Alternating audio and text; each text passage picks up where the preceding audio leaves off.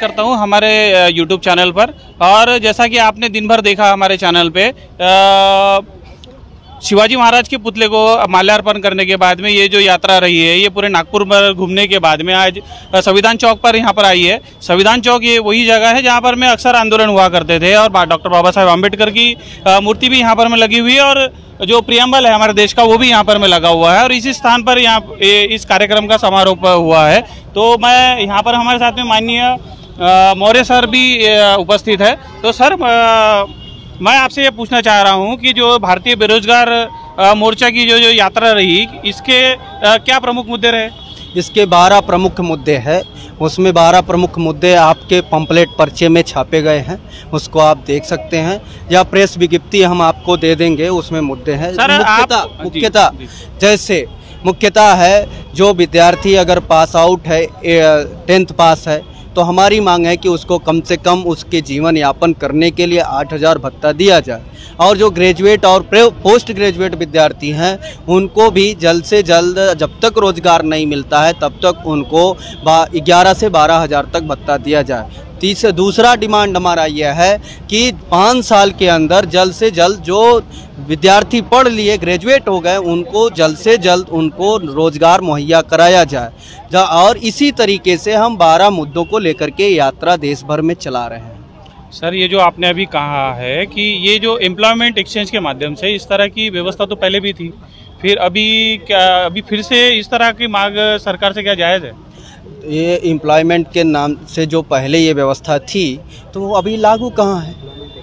ये कहाँ है ही नहीं है। तो केवल कुछ राज्यों में 1000-2500 रुपये ही भत्ता दिए जाते हैं, मगर उससे उसके परिवार का कुछ भरण पोषण नहीं हो पाता है। एक व्यक्ति, एक बेरोजगार के पीछे उसका माँ होता है, उसका पिता होता है, उसकी बहन होता है, वो खुद होता है।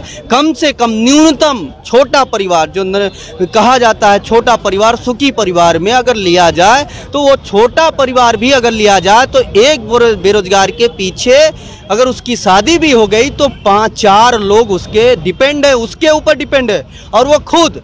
अब 4 लोग जो उसके ऊपर डिपेंड है, 2500 रुपये में उसके कौन सा परिवार का खर्चा? आपने पेट्रोमैक्स का तो बढ़ा दिया, LPG गैस का दाम तो 1200 रुपये कर दिया, वो तो 1 महीने में ख़त्म हो जाएगा उसका। तो इस तरीके से, जिस तरीके से महंगाई है, उस तरीके से ये भत्ता नहीं है। तो इसलिए दुनिया के राष्ट्र में, दुनिया के भी देशों में ये व्यवस्था है, नहीं कि केवल भारत में है, दुनिया के भी देशों में है, अमेरिका जैसे देशों में भी है। वहाँ के युवाओं को डॉलर दिया जाता है, यूरो दिया जाता है, तब तक जब तक उनको नौकरी नहीं मिलती, जब तक उनको जॉब नहीं सरकार दे। और सरकार की जिम्मेदारी हो जाती है कि उनको जॉब प्रोवाइड कराना, इतने दिन के अंदर नहीं देती है तो भत्ता दिया जाता है। ये सर, देश की जनसंख्या इतनी है, तो क्या सभी को क्या पूरे देश भर में सभी को रोजगार दिया जा सकेगा? जनसंख्या एक हमारे साथ, जनसंख्या के नाम से एक धोखेबाजी होती है। जनसंख्या बढ़ेगी तो डिमांड बढ़ेगा, जनसंख्या बढ़ेगा तो हॉस्पिटल का डिमांड बढ़ेगा, जनसंख्या बढ़ेगा तो स्कूल का डिमांड बढ़ेगा, जनसंख्या बढ़ेगा तो दुकान बढ़ेगा, जनसंख्या बढ़ेगा तो रोडवेज में बसेस की ज़रूरत पड़ेगी, तो नौकरी भी बढ़ेगी। ये केवल हमें छलावा होता है कि जनसंख्या से कुछ नहीं होता।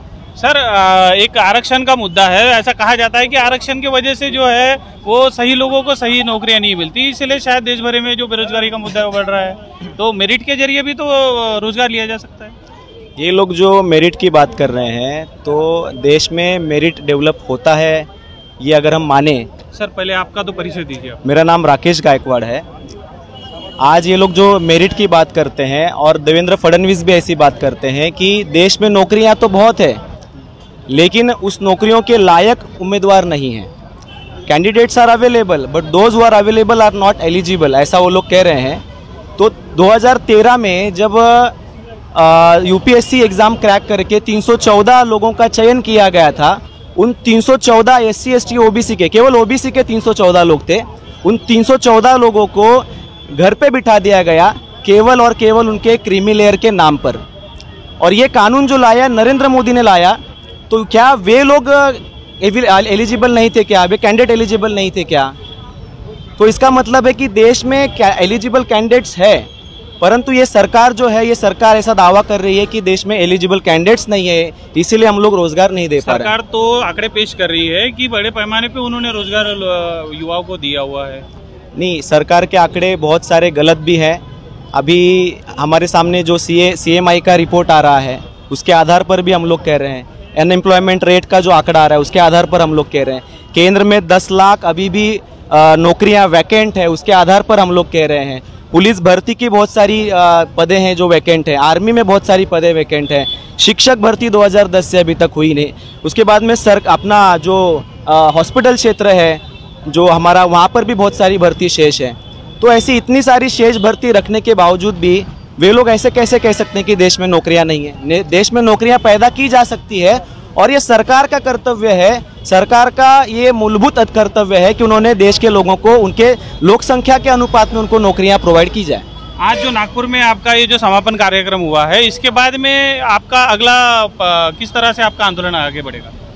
ये नागपुर में हम लोग ये रैली इसलिए निकाल रहे हैं क्योंकि देश का जो आमदार खासदार है, जो हमारे मतों से चुनकर जा रहा है या ईवीएम मशीन में गड़बड़ी करके चुनवा कर भेजा जा रहा है, वे लोग समाज की दलाली कर रहे हैं और हमारे हित की बात वहाँ पर नहीं करते। बेरोजगारी की समस्या पर वहाँ पर वे चर्चा नहीं करते हैं, इसीलिए हमें सड़कों पर उतरना पड़ रहा है, इसीलिए हमें बेरोजगारों को इकट्ठा करना पड़ रहा है। तो हमारी मांग यह है कि आने वाले समय में आमदार खासदारों ने बेरोजगारी के विषय पर संविधान अपना संसद में और विधानसभा में चर्चा करनी चाहिए। अगर तभी भी वे लोग चर्चा नहीं करते हैं, हमारी बातों को, हमारे मुद्दों को वहाँ पर नहीं उठाते हैं, तो आने वाले समय में यही बेरोजगार जोड़ो यात्रा उनके बंगलों पर लेकर चली जाएगी। और अगर वे तभी भी नहीं मानेंगे तो भविष्य में हम संसद घेराव का भी कार्यक्रम करने की तैयारी में हैं।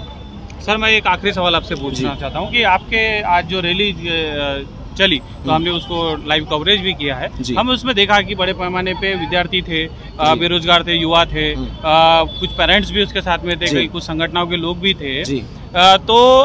लेकिन बहुत पूरे देश भर में इस देश को युवाओं का देश कहा जाता है, तो इतना युवा अभी इस साथ में नहीं जुड़ा, तो आप जो युवा घर पे बैठा हुआ है, तो हमारे चैनल के माध्यम से आप उनको क्या संदेश देना चाहिए? जो युवा आज हमारा घर पे बैठा है, जो 2GB इंटरनेट में व्यस्त है, जो दिन भर रील्स देख रहा है, जो PUBG खेल रहा है या वो ड्रीम 11 में खेल रहा है या 3 पत्ती खेल रहा है, तो सरकार ने उनको इंटरनेट में व्यस्त करके रखा है, फेसबुक व्हाट्सएप में व्यस्त करके रखा है। उन लोगों को मैं आह्वान कर सकता हूं कि जिन 33 करोड़ मतों पर बीजेपी ने अपनी सरकार बहुमत से चुनवा कर लाई थी, हम इस देश में 45 करोड़ बेरोजगार हैं। हम 45 करोड़ बेरोजगार अगर ठान लें तो इस देश में बहुमत से हम केवल बेरोजगार मिलकर ही अपनी सरकार बना सकते हैं। तो इसलिए बेरोजगारों ने अभी इकट्ठा होना चाहिए, अभी जागृत होकर घरों से बाहर निकलना चाहिए और उनकी जो मूलभूत समस्या है बेरोजगारी, उसके ऊपर उनका ध्यान जाना जरूरी है। इसलिए बेरोजगारों जोड़ो यात्रा उनमें नई चेतना पैदा करने के लिए, उनको मैसेज देने के लिए, उनके माँ बाप को मैसेज देने के लिए कि आज समस्या जो है बेरोजगारी की ज्वलंत हो रही है देश के अंदर, तो ये मैसेज देने के लिए हम लोग ये बेरोजगारी जोड़ो यात्रा कर रहे हैं। तो इसमें आप तन मन धन से शामिल हो और इस बेरोजगारी जोड़ो यात्रा को आने वाले समय में जिला लेवल पर भी हम लोग करने का प्रयास करेंगे, तो उसमें बड़ी संख्या में आप लोग शामिल हो, यही मैं आपके चैनल के द्वारा उनको आह्वान करूंगा। धन्यवाद। धन्यवाद सर आप दोनों का।